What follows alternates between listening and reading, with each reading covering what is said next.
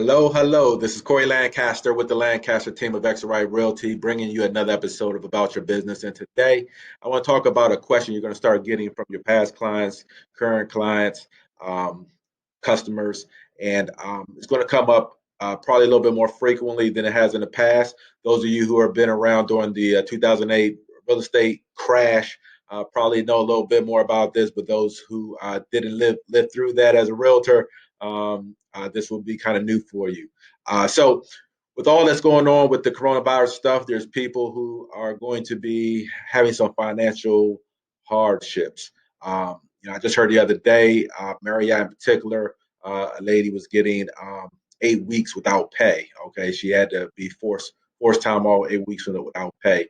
What you're going to start hearing is people getting behind in their mortgage payments, and they may be asking you what are their options. Okay, and the first thing I typically advise people they get behind their mortgage payment is to try to do a loan modification. Okay, most people they do want to stay in the home; they don't want to sell the home per se, and I don't really try to push that.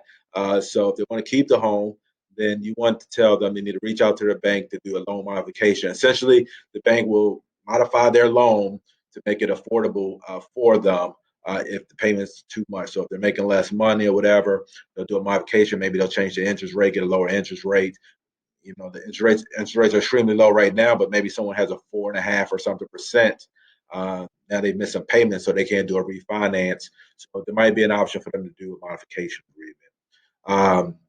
The second is forbearance, and typically what a forbearance is, if someone gets behind in say 2 months, they will just take those 2 months, they'll put it on top of the principal, uh, and pretty much the payment will be the same, so they won't get a lower payment per se.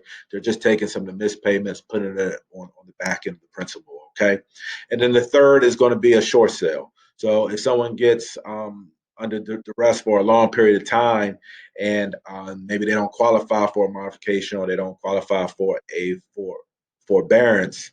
In either one of those cases, they ought to try, but essentially the bank is probably going to advise them to do a short sale. And that's where you kind of come in and do some work for them. And what a short sale is, if you don't know, is when someone has to sell their house for less than what's owed on it. So if they owe 300,000 and the house is only worth 250 today, then the bank is taking short of what's owed to them. So that's what a short sale. There is nothing short in terms of the time frame it takes to close these short sales, but that is what it is. And that's a whole nother lesson on short sales. I still do specialize with short sales.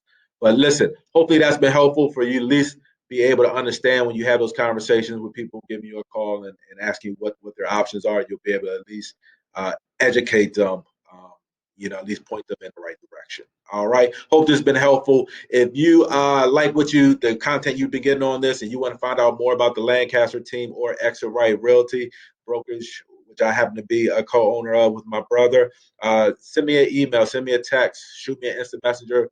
Love to sit down with you, talk to you a little bit more about getting your business on track. Hopefully we can do business in the future, and have a great one.